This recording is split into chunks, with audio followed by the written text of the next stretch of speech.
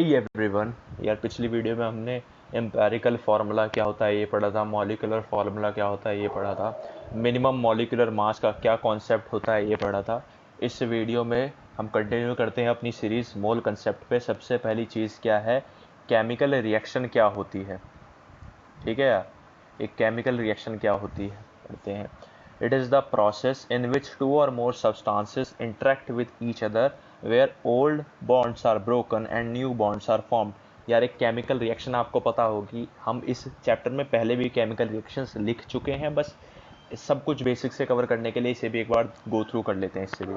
ठीक है, तो एक केमिकल रिएक्शन क्या है, जहाँ पर दो या दो से ज़्यादा सब्सटेंस आपस में इंटरेक्ट करते हैं, पुराने बॉन्ड्स टूटते हैं और नए बॉन्ड्स बनते हैं। जैसे हम बात करें पोटाशियम क्लोरेट जब टूटेगा, KClO3, ये पोटाशियम क्लोरेट कहते हैं यार इसे।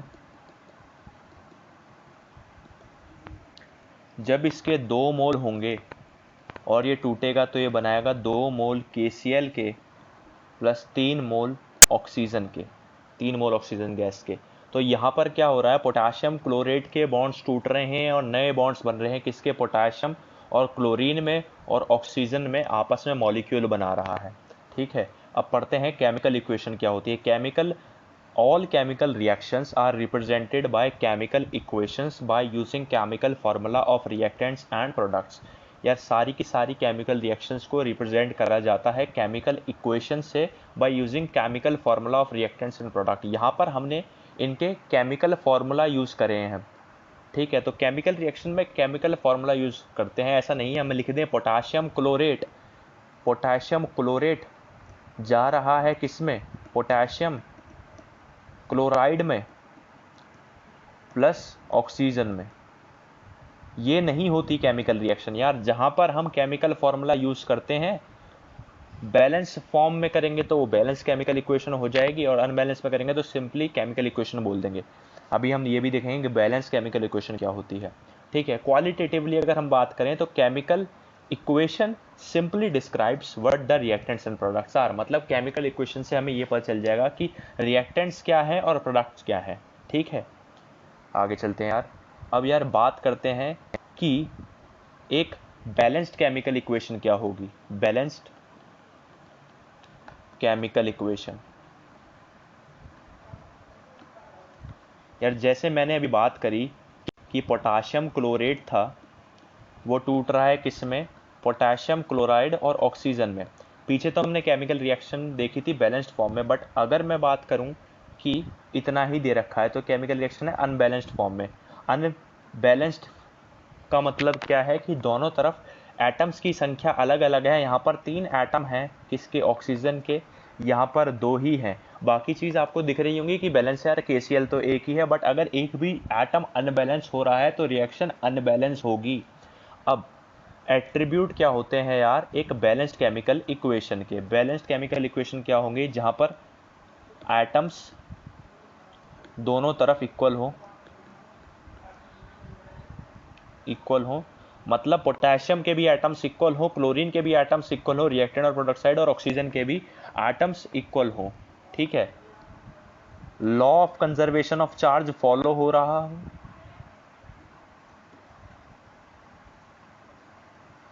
Law of conservation of charge follow हो रहा हो। पहला पॉइंट क्या था, law of conservation of atoms POAC follow कर रहा हो।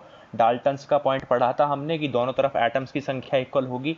दूसरा पॉइंट क्या है, law of conservation of charge लग रहा हो। तीसरा पॉइंट क्या है, जो कि इतना कॉमन नहीं है पर फिर भी बैलेंस्ड केमिकल इक्वेशन का एक एट्रीब्यूट है कि reagents should be in bracket. इसका मतलब क्या है यार कि अगर हम बात करें KClO3 और दोनों तरफ अगर हमें इक्वल करना है तो यहाँ पर हम लगाएंगे 2, यहाँ पर 2, और यहाँ पर अगर 3 लगा दें तो दोनों तरफ ऑक्सीजन के एटम्स भी बैलेंस हो गए, पोटाशियम के भी और क्लोरीन के भी। अब मैं कहूँ कि ये सॉलिड फॉर्म में है, ये भी सॉलिड फॉर्म में है और ये गैसियस फॉर्म में है। तो ये तीसरा पॉइंट है कि फिजिकल स्टेट सभी रिएजेंट्स के ब्रैकेट में होने चाहिए। हमने एटम्स बैलेंस कर दिए, चार्ज ऑटोमेटिकली बैलेंस हो गया अगर रिएक्टेंट साइड कोई चार्ज नहीं है तो प्रोडक्ट साइड भी कोई चार्ज नहीं होगा, एटम्स दोनों तरफ इक्वल हो गए। ये एक बैलेंस्ड केमिकल इक्वेशन है, मतलब हमें बस एटम्स कंजर्व कराने हैं दोनों तरफ। ठीक है यार, अब आगे चलते हैं। नेक्स्ट क्या है यार, स्टोइचियोमेट्री क्या होती है। स्टोइचियोमेट्री के बारे में पढ़ते हैं कि स्टोइचियोमेट्री क्या होती है। स्टोइचियोमेट्री क्या है, application of mole concept on balanced chemical equations. ठीक है यार, अगर हम मोल कंसेप्ट को बैलेंस्ड केमिकल इक्वेशंस पे अप्लाई करेंगे तो वो है स्टोइचियोमेट्री। अभी देखते हैं हम इंटरप्रिटेशन कैसे कैसे करते हैं बैलेंस्ड केमिकल इक्वेशन से। सबसे पहली चीज़ है मास एनालिसिस, मतलब रिएक्टेंट और प्रोडक्ट या रिएक्टेंट ही दो हैं या दो से ज़्यादा हैं तो उनमें आपस में मास एनालिसिस करेंगे। कब, जब रिएक्शन क्या होगी, बैलेंस होगी। दूसरी है मास और वॉल्यूम को आपस में एनालाइज करना, रिएक्टेंट और प्रोडक्ट साइड। तीसरा है मोल एनालिसिस, जो कि सबसे इंपॉर्टेंट चीज़ है और इससे ही ये सारी चीज़ें निकल के आती हैं। चौथा है वॉल्यूम एनालिसिस, जिसे हम कहते हैं क्या यार, इडियोमेट्री या फिर गैस एनालिसिस। इसे हम यार सेपरेट पढ़ेंगे अलग से। इस वीडियो में हम इन तीनों को देखेंगे कि मास एनालिसिस क्या होता है, मास वॉल्यूम एनालिसिस क्या होता है, मोल एनालिसिस क्या होता है। ठीक है यार, मास एनालिसिस का मतलब क्या है कि जैसे मैं रिएक्शन लेके चलता हूँ पोटाशियम क्लोरेट की ही, कि KClO3 है मेरे पास, हीट करा, KCl बना और O2 बना। सबसे पहले मैं क्या करूँगा, बैलेंस करूँगा रिएक्शन को। मेरे को दिख रहा है कि O के एटम्स दोनों तरफ इक्वल नहीं है, मैंने बैलेंस कर दिया। यहाँ पर लगाया 2, यहाँ पर लगाया 2 और यहाँ पर लगाया 3। यहाँ पर सारे एटम्स हो गए क्या, बैलेंस हो गए। अब ये बैलेंस केमिकल इक्वेशन हो गई। अब मैं एनालिसिस कर सकता हूँ। अब देखते हैं कैसे कैसे करना है। मास एनालिसिस का मतलब क्या है कि हम इन तीनों के आपस में मास का एनालिसिस करेंगे। वो कैसे, अगर मैंने बोला कि इन सब के मोलर मास लिख दो, मोलर मास KClO3 का निकालोगे वो आएगा 122.5, KCl का निकालोगे वो आएगा 74.5, O2 का निकालोगे that will come out to be 32। अब इनके सब के सामने इनके स्टोइचियोमेट्रिक कोएफिशिएंट से मल्टीप्लाई कर दो, ये कर दिया। ठीक है, अब मास एनालिसिस का मतलब क्या है कि mass of KClO3 upon mass of KCl की बात करूं या फिर मास of KClO3 upon mass of O2 की बात करूं, तो वो हमेशा एक रेशियो में आएगा। वो रेशियो क्या होगा, 2 into 122.5 upon 2 into 74.5, 2 into 122.5, 3 into 32। तो अगर रिएक्शन में हमें KClO3 का मास दे दिया और हमें KCl का मास पूछ लिया तो मैं इस रेशियो को सीधा अप्लाई कर कर मास ऑफ KCl निकाल सकता हूं, या फिर O2 का मास दे दिया और KClO3 का मास पूछ लिया तो मैं ये वाला रेशियो अप्लाई करूंगा और अपना क्वेश्चन सॉल्व कर लूंगा। अब एक एग्जांपल से देखते हैं कैसे हम अप्लाई करेंगे इसको। ठीक है, इस क्वेश्चन में क्या दे रखा है यार कि 367.5 ग्राम्स ऑफ KClO3 है जिसका मोलर मास क्या होता है 122.5। जब उसे हीट करते हैं तो how many grams of KCl and oxygen is produce. सबसे पहले मैं क्या करूंगा, केमिकल इक्वेशन लिखूंगा। KClO3 हीट होके क्या बना रहा है, KCl और O2। अब सेकंड स्टेप क्या है, दोनों तरफ एटम्स कंजर्व करवा दूंगा, बैलेंस करवा दूंगा। बैलेंस कैसे करूंगा, यहाँ पर 2 लगाया, यहाँ पर 2 लगाया, यहाँ पर 3 लगाया, दोनों तरफ हर एक एटम क्या हो गया, कंजर्व हो गया, बैलेंस हो गया। अब रिएक्शन को सॉल्व करता हूँ।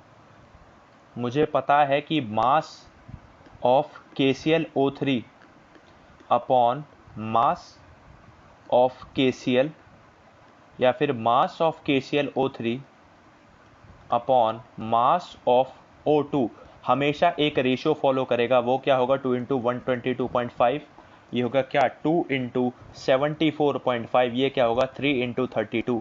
तो हमेशा एक रेशियो फॉलो करेगा, क्या ये वाला रेशियो हमेशा फॉलो करेगा।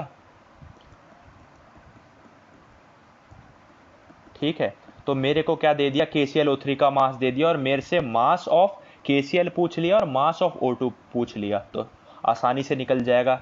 इसके मतलब ये रेशियो हमेशा रहने वाला है, ठीक है। अब मास ऑफ KCl लिखा, जो हमें दे रखा है, जो हमें निकालना है, जो प्रोड्यूस हुआ है, ऊपर लिखा 367.5, यहाँ से मास ऑफ KCl निकाल लोगे। सिमिलरली यहाँ पर 367.5 लिखा क्योंकि KClO3 का मास दे रखा है, और यहाँ पर लिखा मास ऑफ O2 जो कि क्या होगा, प्रोड्यूस होगा। तो यहाँ से मास ऑफ O2 जाएगा यहाँ पर, क्रॉस मल्टीप्लिकेशन से मास ऑफ O2 भी निकल जाएगा। तो मास एनालिसिस आ गई होगी यार कि हमें एक रेशियो हमेशा फॉलो होगा मोलर मास के रेशियो का। फिर उसके बाद हमें जो क्वेश्चन में गिवन मास दे रखा होगा कुछ भी, और प्रोडक्ट साइड के या रिएक्टेंट साइड के जो स्पीशीज़ हैं उनका मास पूछा होगा, तो हम मास एनालिसिस से कर देंगे, ठीक है। आगे चलते हैं। What is mass volume analysis. यार मास वॉल्यूम एनालिसिस क्या होती है? जैसे हमने मास एनालिसिस में पढ़ा था क्या, कि आपस में मास और मास को कंपेयर करना है। यहाँ पर क्या करेंगे, मास और वॉल्यूम को कंपेयर करेंगे। कैसे? जैसे मैंने KClO3 की रिएक्शन लिखी बैलेंस फॉर्म में, पोटाशियम क्लोरेट दे रहा है क्या, 2 मोल KCl के और 3 मोल O2 के, ठीक है। मास लिखता हूँ पहले, ठीक है। ये सॉलिड होता है हमें पता है, ये भी सॉलिड है और ये गैस है, ठीक है। इसका क्या है, 2 × 74.5, और अगर मैं STP की बात करूं तो ये होगा 22.4 लीटर। अगर इसकी वॉल्यूम की बात कर रहा हूं, कहां पर, एट STP। यार ये चीज़ इंपॉर्टेंट है कि STP पर ही मैं लिख सकता हूं कि 22.5 22.4 होगी एक मोल की, ये सिर्फ STP पर लिख सकता हूं, ठीक है। ऐसे मैंने लिख दिया। अब मास और वॉल्यूम का एनालिसिस का मतलब क्या है कि हमेशा एक रेशियो फॉलो होगी, वो क्या, कि mass of potassium chlorate upon volume of O2, वो हमेशा एक रेशियो में आएगी। वो रेशियो कौन सी है, 2 × 122.5 upon 3 × 22.4। Similarly mass of KCl upon volume of O2, STP पर बात हो रही है, वो भी हमेशा कितनी आएगी, 2 × 74.5 अपॉन 3 × 22.4। तो अगर इन दोनों में से हमें कुछ भी गिवन है तो हम इस रेशियो की हेल्प लेकर दूसरी जो पूछी गई चीज़ है वो निकाल सकते हैं। अभी ये देखते हैं क्वेश्चन से कैसे निकालेंगे, ठीक है। यहाँ पर क्या दे रखा है यार, कि 367.5 ग्राम्स पोटाशियम क्लोरेट है, मोलर मास 122.5 है, हीट करा, how many litres of oxygen gas is produced at STP। तो मैंने लिखी रिएक्शन, वो क्या है, 2 KClO3 पोटाशियम क्लोरेट हीट होके बनाता है 2 मोल KCl के और 3 मोल O2 गैस के। मेरे को पता है ये होता है 2 × 122.5, ये होगा 2 × 74.5, ये होगा 3 × 22.4, क्योंकि STP दे रखा है तो मैं यूज़ कर सकता हूँ। और अब मैं रेशियो की हेल्प लूँगा। रेशियो क्या कहता है कि mass of KClO3 upon volume of oxygen at STP, वो हमेशा एक रेशियो फॉलो करेगी, कौन सा, 2 × 122.5 अपॉन 3 × 22.4। यहाँ पर मेरे को KClO3 का मास दे रखा है, ये रेशियो हमेशा फॉलो होगा। KClO3 का मास दे रखा है 367.5 ग्राम्स, वॉल्यूम ऑफ O2 यहाँ से क्रॉस मल्टीप्लाई करके निकाल लूँगा, ठीक है। तो यार मास वॉल्यूम एनालिसिस भी समझ आ गई होगी। अब नेक्स्ट पर चलते हैं, मोल एनालिसिस, जो कि सबसे इंपॉर्टेंट है यार। मोल एनालिसिस का मतलब क्या है कि मैं आपस में अगर एक रिएक्शन के मोल्स को ही कंपेयर करूं, वो होगी मोल एनालिसिस। जैसे 2 KClO3 है, पोटाशियम क्लोरेट का एग्जांपल लेके चल रहा हूं, ये हीट होके ब्रेक डाउन करेगा किसमें, 2 मोल ऑफ पोटाशियम क्लोराइड में और 3 मोल ऑफ ऑक्सीजन गैस में। ये होता है सॉलिड, ये भी होता है सॉलिड।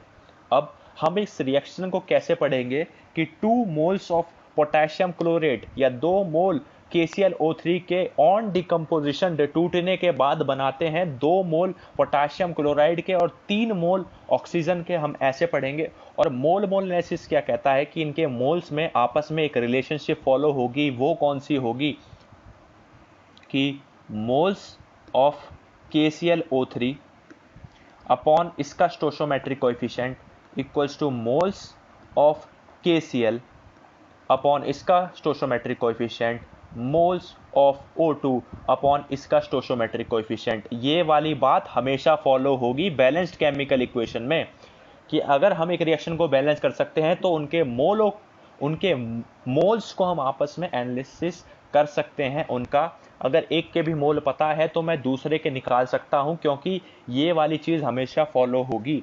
अब अगर मैं जनरल एक बात करूं क्या कि अगर कोई भी एक रिएक्शन मैंने लिखी जनरली, जैसे मैंने लिख दी कि AA plus BB gives CC plus DT, जहां पर A और B रिएक्टेंट हैं, कैपिटल C और कैपिटल D क्या है products, small a small b small c small d respective stoichiometric coefficient हैं, तो वहां पर एक चीज फॉलो होगी क्या, moles of A upon small a, moles of B upon small b, moles of C upon small c, moles of D upon small d। तो ये चीज हमेशा फॉलो होगी किसी भी एक बैलेंस केमिकल इक्वेशन में। बैलेंस पे ज्यादा जोर दे रहा हूं यार, क्योंकि अगर रिएक्शन बैलेंस नहीं है तो मोल मोल एनालिसिस या मास मास एनालिसिस या मास वॉल्यूम एनालिसिस नहीं कर सकते।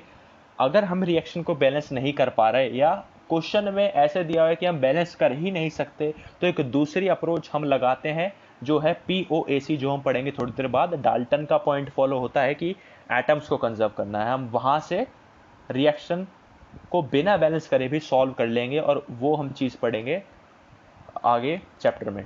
ठीक है, यहाँ तक समझ आ गया यार। अब एक इस पे क्वेश्चन करते हैं। क्या क्वेश्चन है कि 2.1 grams of alkali metal directly combines with nitrogen of air. हवा से नाइट्रोजन से रिएक्ट कर रहा है एक अल्कली मेटल, क्योंकि अल्कली मेटल बहुत ज़्यादा रिएक्टिव होते हैं।